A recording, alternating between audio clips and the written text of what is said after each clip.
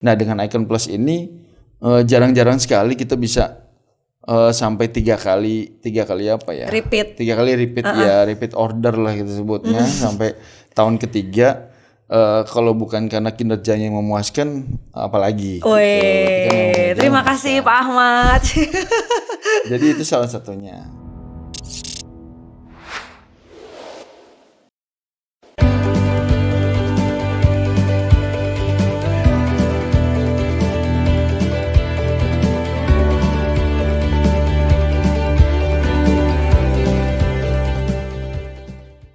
Hai Neticon, welcome back to Icon Talks, inviting the most iconic people. Bersama saya Adista Indri. Nah jangan lupa ya, untuk para Neticon yang belum subscribe YouTube channelnya, YouTube-nya PLN Icon Plus dan juga Instagramnya PLN Icon Plus. Nah Neticon, zaman sekarang ini ya banyak banget perusahaan yang udah pakai contact center. Kayak apa aja sih? Contohnya kayak live chat, layanan telepon, dan banyak banget yang lainnya ya. Itu kan penting banget buat perusahaan. Dan salah satunya nih yang udah pakai contact center adalah kantor imigrasi loh Neticon. Siapa nih Neticon yang lagi pengen bikin paspor, perpanjang paspor, atau bikin visa? Nah sekarang saya udah bersama dengan narasumber nih yang hari ini, yaitu Bapak Ahmad Nur Saleh. Halo Pak Ahmad. Halo Madista, apa kabar? Apa kabar? Baik, alhamdulillah. Nah, selaku Subkoordinator Hubungan Masyarakat Direktorat Jenderal Imigrasi ya Pak ya? Betul. Benar. Udah berapa lama nih Pak kerjanya nih? Saya kurang lebih hampir 4 tahun. Sudah 4 tahun ini di Direktorat Jenderal Imigrasi. Wow. Nah 4 tahun itu yang Bapak rasain perkembangannya dari awal Bapak kerja sampai sekarang tuh di sisi kontak center itu apa aja tuh Pak?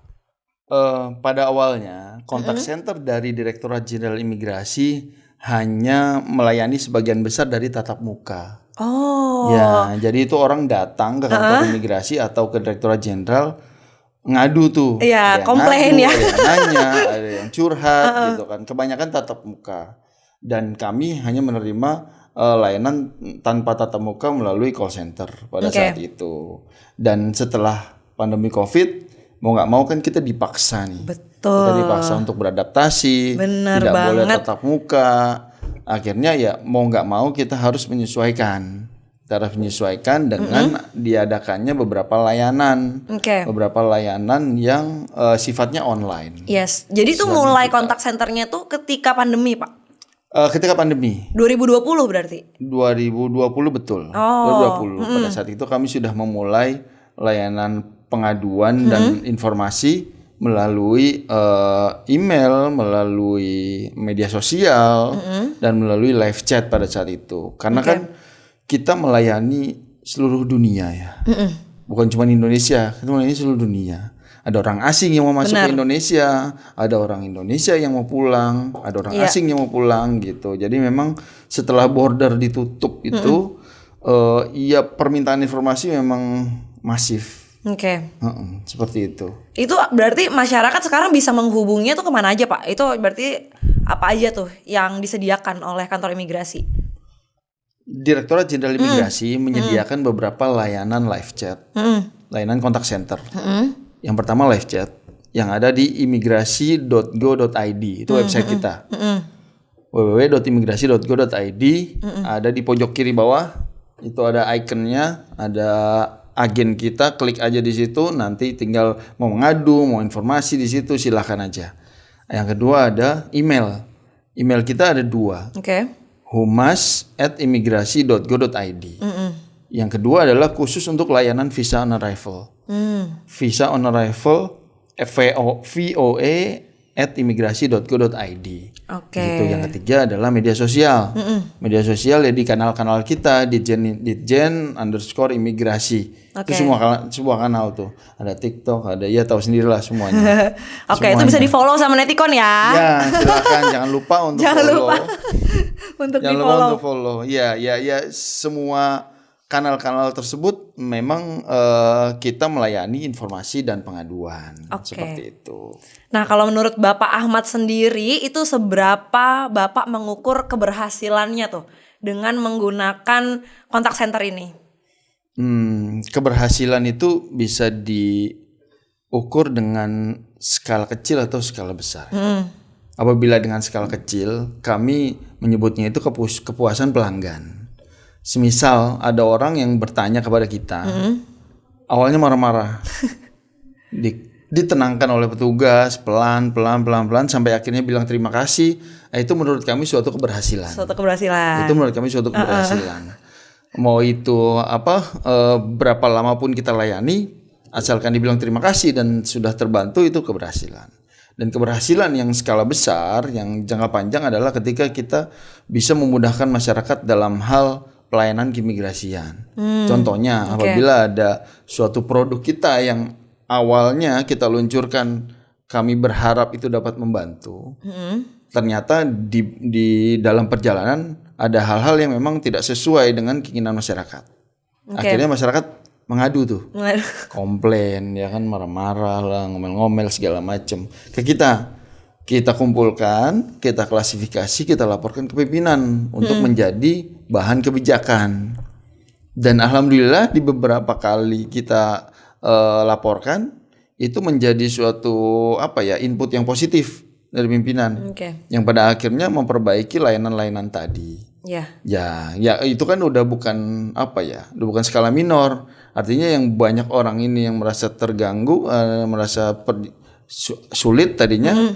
Ketika ini sudah diperbaiki, akan terbantu dong gitu. Berarti emang Pak Ahmad selama 4 tahun ini kerjaannya ya menghandle komplain sehari-hari ya Pak Ahmad ya? Harus sabar.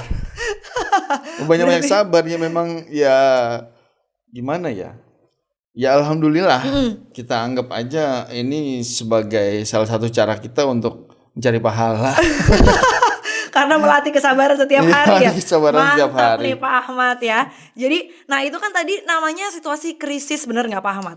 Betul. Ya dari kecil sampai besar itu namanya krisis ya. Betul. Yang datang melalui kontak center karena orang komplain, orang protes gitu ya tentang imigrasi. Nah itu kan gimana nih Pak Ahmad selain sabar, selain sabar tadi, gimana nih Direktorat Jenderal Imigrasi menangani situasi darurat atau tadi krisis tadi, terutama dalam sisi hal komunikasi gitu, dan pastinya kan pengen ngebantuin masyarakat, tetap pengen ngebantu kan. Jadi gimana tuh nanganinnya kalau dari Pak Ahmad gimana tuh Pak? Betul.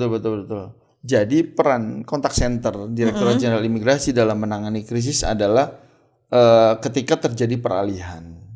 Ketika terjadi peralihan suatu layanan, misalnya kita ambil contoh, dulu ada layanan namanya aplikasi antrean online, Apapo namanya. Jadi sekarang udah nggak ada Pak ya? Sekarang udah nggak ada. Jadi masyarakat hanya cukup mengambil antrean untuk datang ke kantor imigrasi.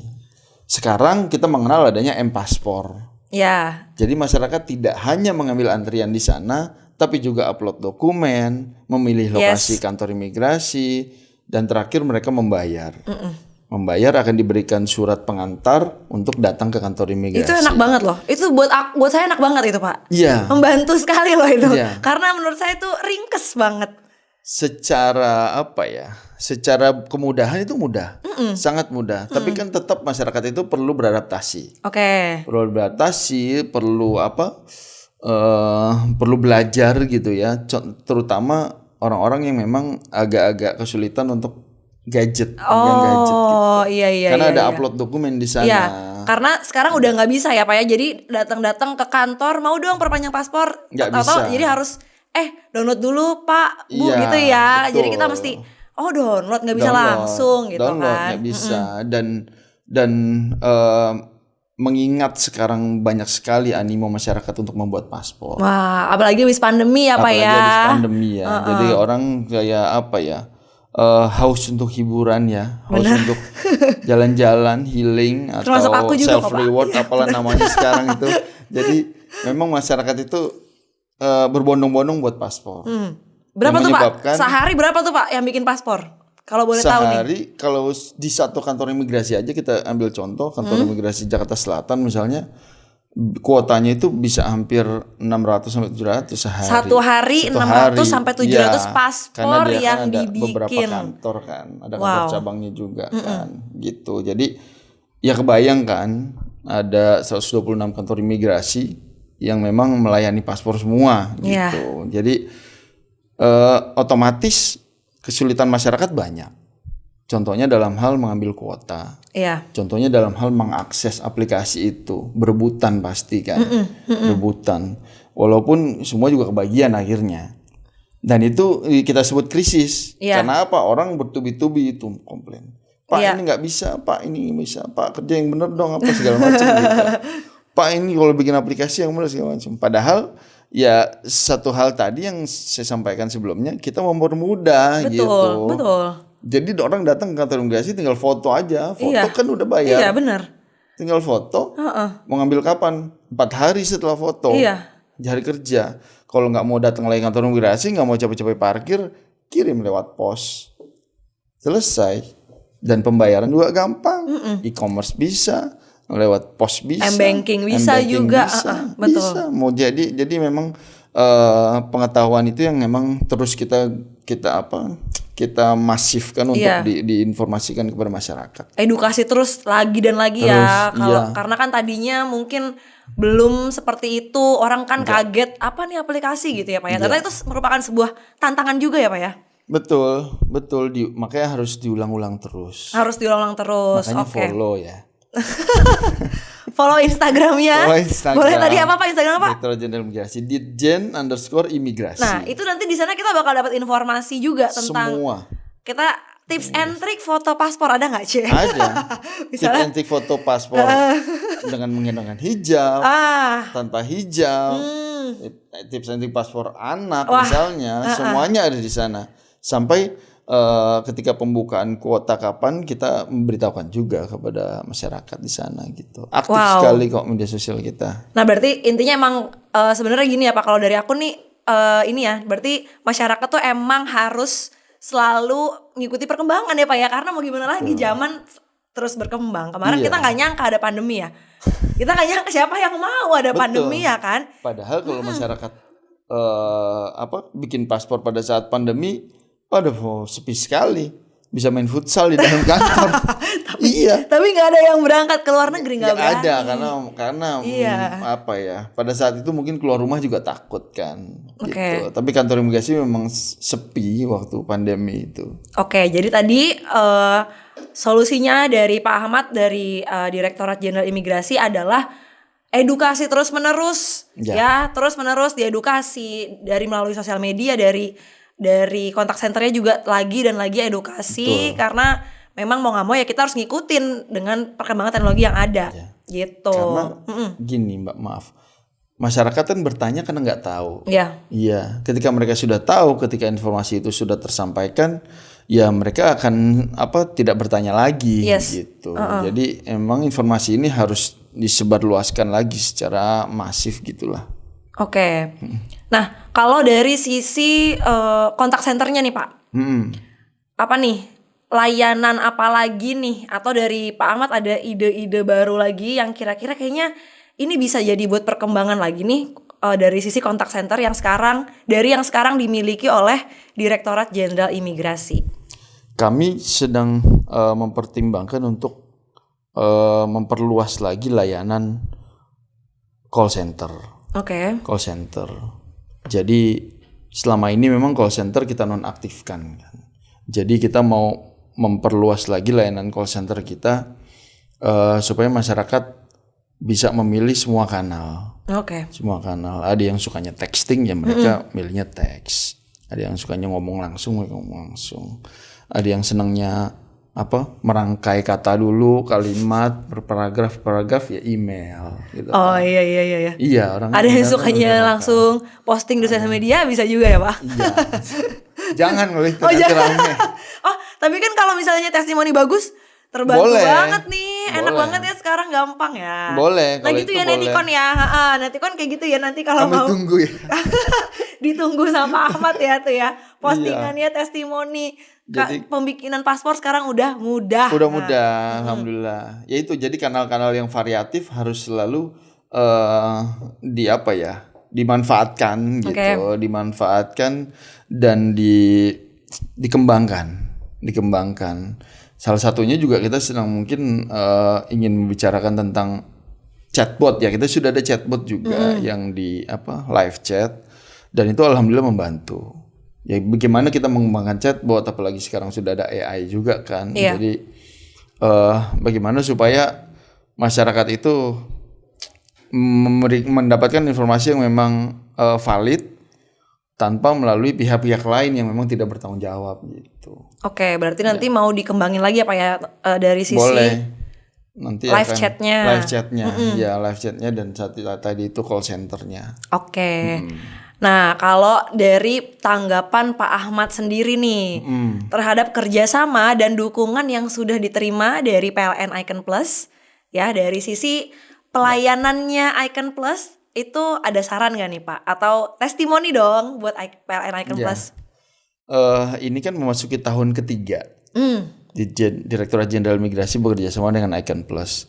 Ya alhamdulillah kami kan sudah menggunakan beberapa penyedia, Mbak. Ya namanya pemerintahan kan. Iya. Pemerintahan kan selalu selalu mencoba hal-hal yang baru. Oke. Nah, dengan Icon Plus ini jarang-jarang sekali kita bisa sampai tiga kali Repeat. repeat order lah kita sebutnya sampai tahun ketiga. Kalau bukan karena kinerjanya yang memuaskan, apalagi gitu. Kita memang Terima kasih Pak Ahmad. Jadi itu salah satunya. Yang kedua ya memang harapan kami adalah kerjasama ini bisa terus ditingkatkan, bisa sudah sangat responsif, sudah sangat helpful membantu kita, dan keluh kesah kita juga selalu dengarkan. Tapi ya tentunya peningkatan juga harus dilakukan gitu. Ya baik dalam hal koordinasi, baik dalam hal komunikasi seperti itu. Tapi secara umum ya nggak mungkin bisa sampai tiga tahun berjalan kalau memang nggak memuaskan hasil kerjanya seperti itu. Harapannya bisa semakin jangka panjang, Pak ya. Ditingkatkan lagi lah hal-hal yang tadi saya sampaikan. Nah, Pak Ahmad ya, kan sekarang kita ini sudah memasuki, bahkan sudah mau di penghujung 2023 ya Pak Ahmad ya. Ada nggak sih impian serta perkembangan yang ingin dicapai oleh Direktorat Jenderal Imigrasi? Dalam hal kontak center berarti ya. Atau enggak, ini yang general dulu. Oh, dalam hal general. Kalau dalam hal general tentunya Direktorat Jenderal Imigrasi akan selalu memberikan pelayanan yang terbaik kepada masyarakat gitu. Jadi kami ini adalah salah satu instansi pelayanan masyarakat yang yang kompleks. Jadi kita melayani WNI, WNA, yang mau jadi WNI, yang mau jadi WNA gitu. Jadi memang semua inovasi akan terus kita upayakan. Bahkan ada beberapa program terbaru dari Pak Dirjen Migrasi kan, seperti Golden Visa, seperti visa music, sport, and art gitu. Nanti kita akan mengeluarkan jenis-jenis visa yang lain juga. Jadi bahkan di tahun ini semua kantor imigrasi sudah melayani elektronik paspor. Semua kantor imigrasi sudah melayani paspor. Dan tahun ini juga programnya beliau untuk dikejar di perwakilan. Jadi di kedutaan, di konsulat itu sudah bisa melayani elektronik paspor juga gitu. Jadi ya secara umum untuk Direktorat Jenderal Imigrasi memang kami ingin selalu melakukan hal-hal yang terbaik dalam rangka melayani masyarakat. Dan pokoknya sudah berusaha juga ya Pak ya. Betul. Berusaha maksimal untuk pastinya mempermudah dan bisa.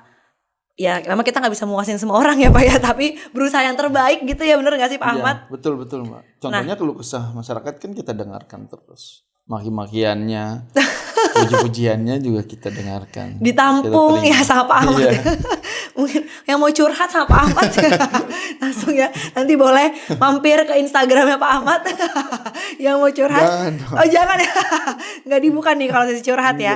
Nah, oke. Nah itu kan tadi harapannya dari sisi generalnya. Kalau untuk dari sisi kontak centernya?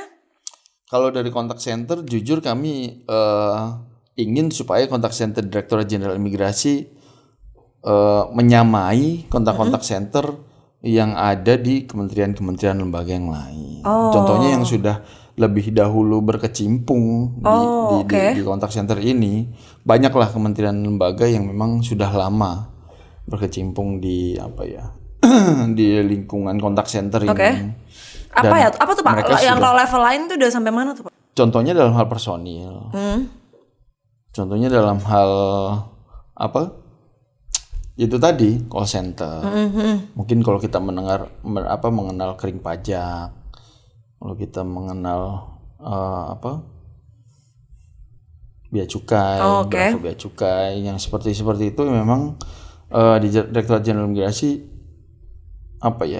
ingin menggapai hal-hal yang memang sifatnya memperluas layanan, memperbaiki layanan gitu. Dan syukur-syukur kita bisa menyamai swasta juga. Swasta ya, walaupun itu menjadi PR besar untuk kami, tapi kalau kita niat, insya Allah bisa. Dan pastinya harapannya didukung oleh PLN Icon Plus juga ya Pak ya? Iya.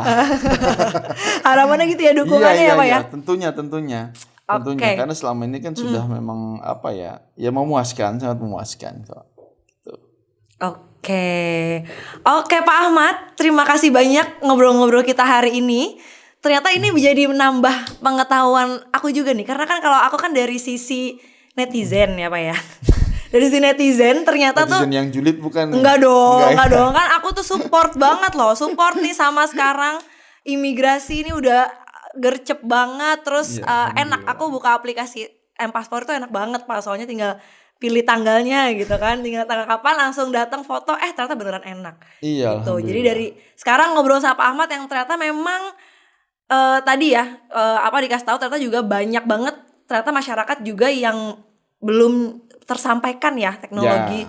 Salah satunya ya tadi ya M-Paspor tadi. Dan pastinya dari Direktorat Jenderal Imigrasi berusaha terus edukasi lagi dan lagi untuk semua masyarakat bisa mengetahui informasinya dan sampai tahap tidak komplain gitu ya. Jadi bisa menerima, mengerti gitu ya Pak ya. Walaupun agak sulit. Pasti ada aja ya Pak ya. Iya, orang Indonesia gatel kadang-kadang kan.